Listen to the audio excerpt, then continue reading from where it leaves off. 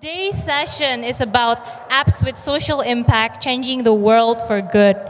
Most of you entrepreneurs or employee alike aspiring to be entrepreneurs, if you had a business or you want to do a business, if you have a heart and you have values, you must also want to do something good. You want to do something for the humanity. You want to do something more than just business as usual.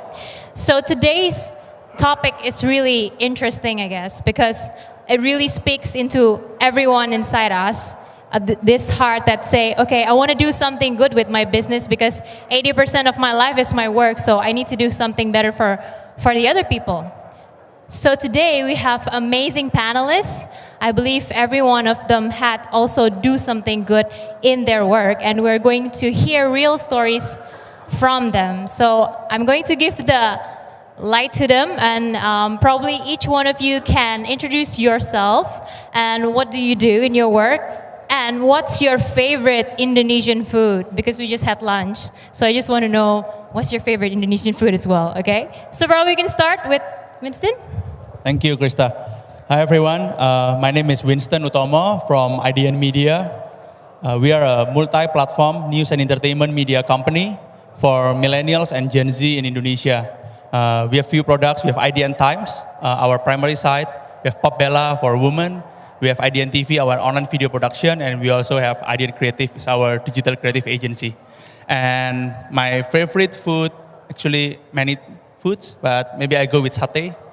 Satay, which satay is this? We have satay padang, you know, we have satay beef. ayam. Satay ayam, okay. Regular one with peanut sauce. Anyone love satay ayam as well?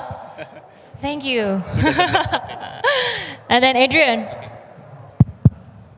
Good afternoon. My name is Adrian Gennad from Investry.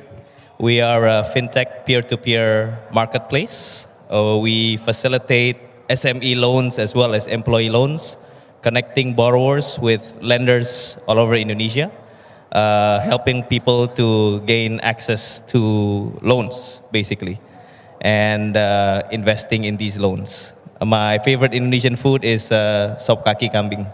Sop kaki kambing. Siapa yang suka sop kaki kambing di sini? Hati-hati kolesterol ya. Okay, and next Amit. Hi, my name is Amit Lakhotia. I work with Tokopedia. Tokopedia is the largest marketplace in Indonesia, and I look at all the new business initiatives out here. I joined here about 8 months back, and my favorite food is nasi goreng. I'm a vegetarian. Oh, you're a vegetarian, okay. Thank you, Amit. And next, Alan. Hello, does this work? Hi, my name is Alan. I'm the GM for Uber Indonesia. I've been with Uber 4 years and in Indonesia for 2. And Uber is a ride-sharing company. Oh, my favorite food. Favorite Indonesian food. I really like soup, so my favorite food is sop buntut. What's that, Alan? Sop buntut. Sop buntut. Wah, okay. Bule suka sop buntut ternyata. Okay, Hanifa. Hi everyone, my name is Hanifa, CEO of Female Daily Network. Female Daily Network aims to empower Indonesian women. We are a media and community platform company. We also just launched an app last month, so please download it in Android and iOS as well. We're still new in this app business. We're still learning a lot, but so far the shift has been really exciting. And my favorite food is pisang goreng. Pisang goreng. I hope they serve it for coffee break here. Okay, we can eat pisang goreng after this, yeah? Okay, thank you so much, panelists, for the introduction. So the first question is actually, we want to discuss about how your company especially creates social impact, especially in the Indonesian community. So I'm going to start with Line first. Line Indonesia, we launched what we call as Line Ad. It's a business platform around 2 years ago. And at the moment, we already have around 1.3 million downloads, which consist of online sellers and online bloggers. And that is also the very personal reason why I joined Line Indonesia, because I really like this app so much that it really has real people who actually sell something from they couldn't find a job, they don't have anything, they don't have have income, and then now they can get married, they can have cars because they become resellers, or they can make like custom cakes, or they can make custom cards. And Line is facilitating this through an app that can connect to the 90 million users of Line. So I think the way how we do good business is trying to give other people a chance, even people who are not very digitally literate, but as long as you have social media, then you can sell something. So that's about my part. But probably I'm also very curious on the media part here, which is Winston and Hanifa especially. In what ways actually media company can give back to society? Thank you for the question. So I'm speaking from the media's point of view. The simple answer would be by not publishing hoax or fake news. As you may all know, like the past few months, hoax and fake news have been a very hot issues all over the world, especially in Indonesia. And as you can see in the social media, these news were being shared by millions of people and all over WhatsApp, Facebook, maybe Line, and all other social media, created by irresponsible people. They even do not realize the impact that this fake news or hoax for the society. And one of them, and which is the worst one, is people are being divided. I'll give you an example, not going into politics, but just an example from what we do every day. Whatever news that we publish in one of our sites, idntimes.com, whatever news, it can be about celebrity, entertainment, or anything. If you see people comment, they will always comment about race, religion, and election. Any news. They will just try to find ways to relate to race, religion, and election. And this is not funny at all, and this is quite saddening to see this kind of things happen. Since when Indonesia can be so divided like this, right? And if you see, one of the biggest factor why this can happen is the emergence of fake news and hoax. So, in short, if media company can publish, can inform the readers with the right news, with the correct facts, and also entertain the readers and also try to inspire them rather than demotivate them, and not delivering hoax or fake news, as a media company, you already do good things to the society. Right. Thank you, Winston. So everyone, please stop sharing hoax news because we are all a part of it. Just read ID and my media, right? Because you are not hoax news, right? Okay, thank you. And Hanifa? I think as a media, we also share the same sentiment like Winston, that we really need to educate our readers on how to be more critical with every news that they read, know the difference between, credible media or just hoax. So we've been doing that as well, sharing infographics, sharing some articles, and all that. And also, as a media company, when we started the business, we started with a mission as well, because we believe every company has to start with a mission other than just making money. In Female Daily, our mission is to empower Indonesian women. And how we do that is we have two websites. One is femaledaily.com, which we are building authority in beauty. Why beauty? Maybe the men don't really understand it, but we women realize just how as simple as lipstick can change our day and even our lives. So we believe also that when women look good, we feel good. And when we feel good, we are more confident. And when women are confident, then there is no stopping them. So that's also translates to different aspects of their life. In Mommy's Daily, we are focusing more on working mothers. We believe that Indonesia as a country need more of the mummies to be more productive, to create, to work, to have a role other than their role as a mom and also a wife. So we encourage them to contribute to the growth of economic. So out of these missions, we translated into all the activities that we do in the office. It gives guidelines on how we do our business and day-to-day decisions. For example, as simple as a topic of articles, or even bigger as the brands that we want to work with, even as big as choosing investors as well. So I think it's easier when you have a mission, you know what to do, and if you also have missions other than making money, because as a business, it goes ups and down, and there will be times when the money is not even there. So if you have something, you work on a bigger purpose, then you have something to keep you going.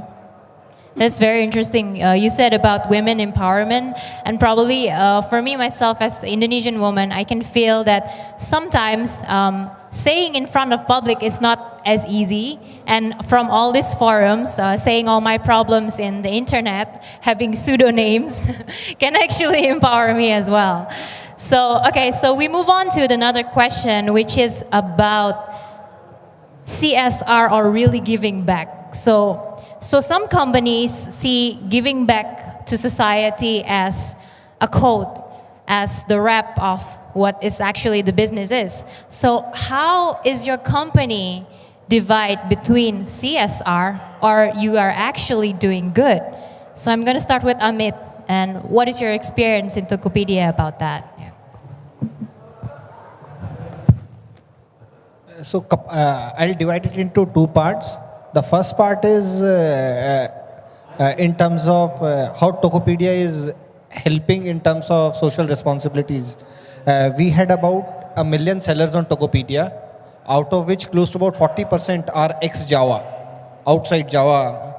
And these are the guys who are coming into the financial mainstream in their lives for the first time.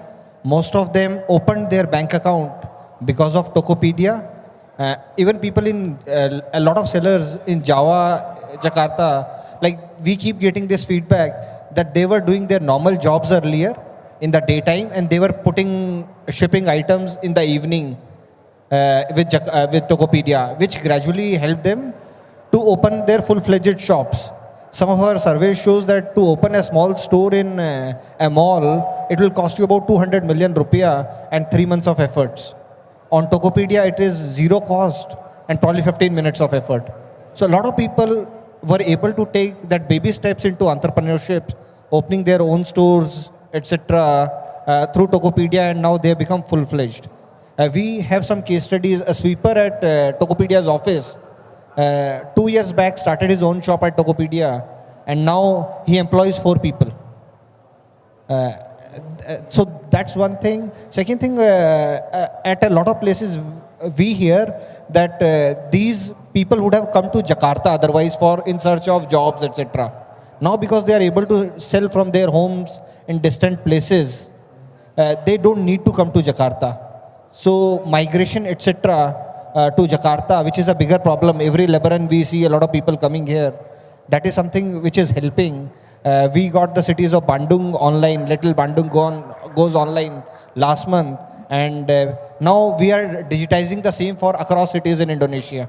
So you are a merchant of Bandung, you will be on the Bandung's page. You are a consumer of Bandung, you can search from places around you, etc., etc. So those are the direct impacts. And Tokopedia is a zero commission model, which means we don't charge any merchant directly for any transaction, any commission, and so forth.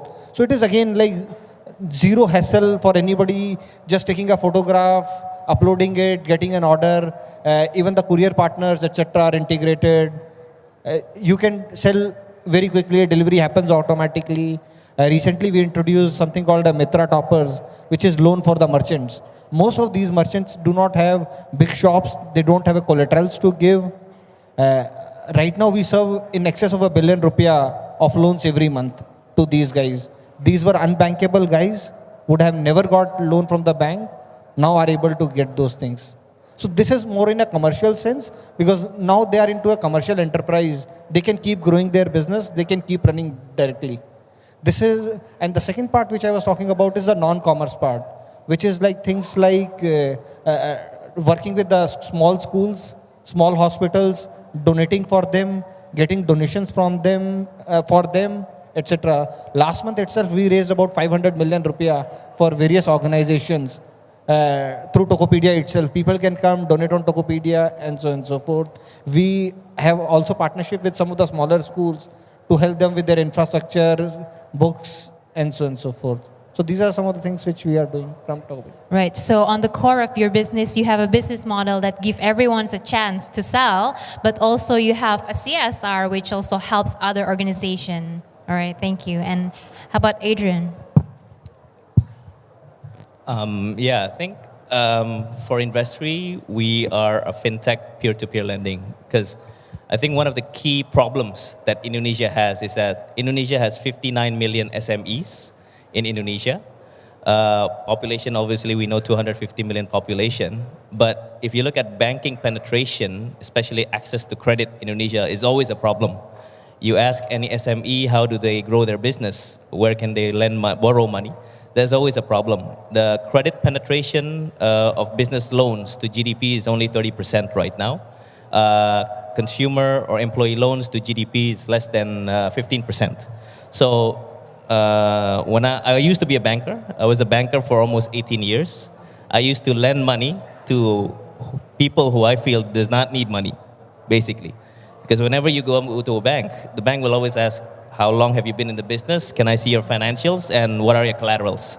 So that was the idea of Investry, is how we can provide credit access to SMEs in Indonesia. And also for employees in Indonesia, funded not by Investry, but funded by Indonesians themselves. Funded by individuals who don't know where to put their money. You see a lot of people having their money in deposits, in savings account.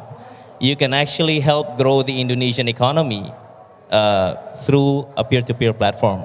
And that's what we have done. Since we have launched, we have facilitated close to about 70 billion, 70 miliar. And our segment is predominantly SMEs, invoices. So common problem in Indonesia is what we call terminology tagihan mundur, ya, nggak dibayar tagihannya. So we are addressing these problems in we're providing a bridge. The bridge is not provided by us; it's provided by the lenders that are on board our platform, and they are seeking returns. They're seeking returns. At the same time, they're helping the economy. So we facilitate, out of the 70 billion that we facilitate, 30% of the loans we gave out is actually in the creative industry. So you have event organizers, you have mobile apps developers, you have digital marketing agencies who, whenever they go to a bank, I guarantee you 99% they will be rejected because they don't have collateral. And sorry for all the bankers, if there's any bankers in the room, I think this will be an alternative. And one good thing about fintech in Indonesia, OJK released the regulation on peer-to-peer lending, December 2016. So that was a year-end gift for fintech in Indonesia. So hopefully we can further enhance penetration not only in Jakarta, expanding in other markets in Indonesia, Surabaya, Semarang, and provide cross-border lending. So Jakartans can lend to SMEs in Surabaya, vice versa, and that's what we're already seeing. We are seeing people from Medan, from Sukoharjo lending to SMEs in Indonesia directly. So you get to choose. In a traditional bank, you keep the money with the bank will then allocate these funds into SMEs, consumer. Now you get to choose who you want to lend, how long you want to lend, and how much you want to lend for obviously return. So that is, I think, the way we want to help the Indonesian economy grow. We want to help the Indonesian SME grow. Right, and you are saying that you have a product for employees, so meaning that everyone here can Yes. actually lend. Yeah, I think as employees, you look at the statistic, 250 million population, how many productive employees in Indonesia. The problem for SME employees, when you go to a bank, they always ask you, how long have you been with the company? Are you contract or permanent? I guarantee you, if you're contract, you'll get rejected. If you're less than 2 years, you'll get rejected. So there's an avenue for us to tap. And that's where we want to see peer-to-peer as an alternative. I think the problem is always when Indonesians, they need money, they go to friends and families. But sometimes the ones who borrow from you, they're more strict than the one who give out. So I think we are formalizing this process so that as long as we can secure the transaction, We use our algorithm, credit algorithm, and so far we have zero default in our platform, and that's why all the loans are taken up quite fast by the lenders. Right. Thank you so much. It's very interesting. And so, last question actually. We all hear that actually everyone here wants to do a social impact with our business, but really, can we do good business and do well? So this question is actually for Alan. So do you think like good business can really do well in terms of the business model? Like, can you explain more about what Uber is doing? What sort of business model that can actually have social impact and sustainable? That's a really good question. Thank you. To be honest, when Uber started 6 years ago, we didn't realize or ever imagine how big of a social impact we would be able to make. When Uber started in San Francisco, we were in one city.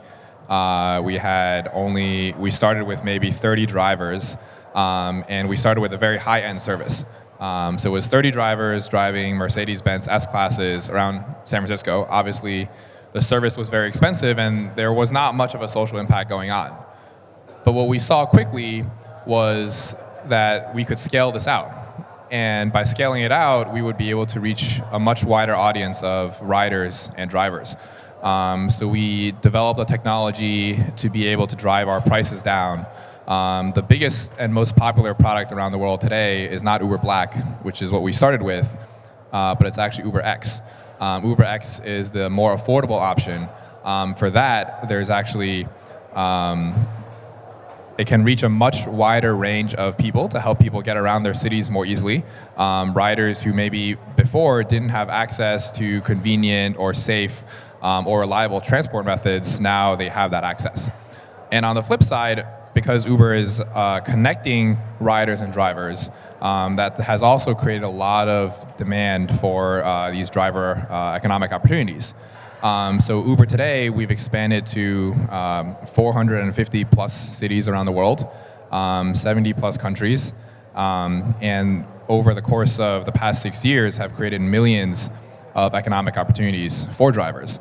And the way the business model has worked is we've actually found that as we scale bigger, we actually are creating kind of a virtuous cycle where as a city has a few drivers and a few riders, the platform is not very efficient. But as there gets to be more riders and more drivers, the system actually gets better. So you'll notice over the past 2 years in Jakarta, the wait times on Uber have gone down. The quality of drivers has gone up. The number of economic opportunities we've created in the city have gone up, and also the number of people using the service to get around have also gone up. And what happens is we like to call it liquidity, is when there's more riders and drivers in the system, the whole system becomes more efficient. So instead of a driver, if a driver is working for a whole day, let's say for 10 hours, actually drivers can only make money when there's a passenger sitting in his car. If a car driver is sitting empty waiting for orders, or if a motorbike driver, an ojek driver is sitting on the side of the road waiting for orders, they're not making any money. They say they went to work for the whole day for 10 hours, but they actually need to have someone booking them for them to make that money, and our system helps people to get more busy. So over the course of time, we see a driver working for a full day might go from 3 orders per day to 5 orders per day to 10 orders per day, and that's what helps drivers to earn more money, while at the same time, the prices can go down for consumers.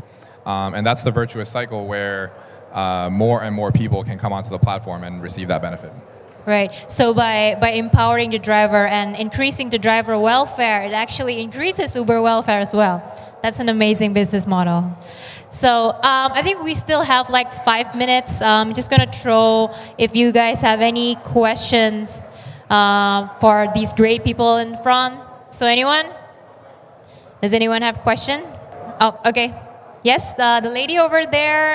Is there anyone from the committee that can give her a microphone, please? Yes, the lady over there in green. Can you please say your name and your question? Thank you. Boleh dengan bahasa Indonesia nanti Mbaknya boleh ya, nanti saya jadi translator. Oke, ya, nama saya Vivi dari PT Sentra Studia Indonesia. Yang mau saya tanyakan, apakah dari masing-masing panelis ini punya indikator sendiri apps seperti apa sih yang punya dikatakan memiliki social impact seperti itu? Okay. Yeah. Alright. So, thank you, Mbak. Siapa namanya, Mbak? Vivi. Fifi. Okay. Okay. So, gentlemen and my lady over here. So Fifi is asking, what is the indicator of your app is already giving social impact? So it's like indicator of success, but this is indicator of social impact. Probably each person can just say one, and then short explanation about what is that. Okay, can start with Hanifa. Ladies first. Thank you, Fifi. Okay, so how do I know the app is already create a social impact? Because I'm still also new in the app business, so I cannot really say much from my experience. But from experience in building the web, I think when the server is down, then the phone cannot stop ringing. People are calling you, people are messaging you on social media, wondering why that happened, and saying that they are missing a lot of things because they cannot access that. I think that's one of the easy way to tell that you've made an impact, that you are useful to and you are relevant to the daily life of your customers. So you make sure there's no complaint in social media. Yes. Okay, that's one. And Ellen?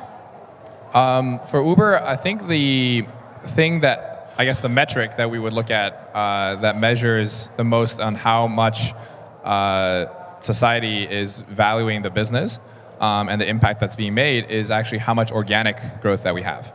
And actually, in almost every city, the biggest growth comes from organic. That's word of mouth. When you as a rider take Uber and you say, wow, that was a really phenomenal experience, and I would take Uber again.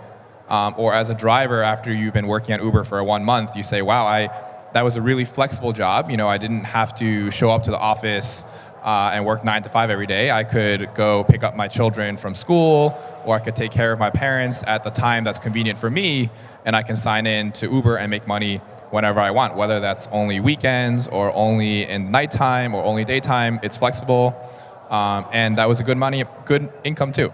And then when that happens, then they tell other drivers. So actually, we have a lot of organic growth coming from the driver community, where they tell each other that they can come onto the platform and make money, and we see that a lot. And I guess the other thing would also be just drivers emailing us directly. We have a lot of drivers email myself, other members of my team with, thank you so much for bringing Uber here. Uber's completely changed my life and given me the flexibility to be able to earn money when and where I want.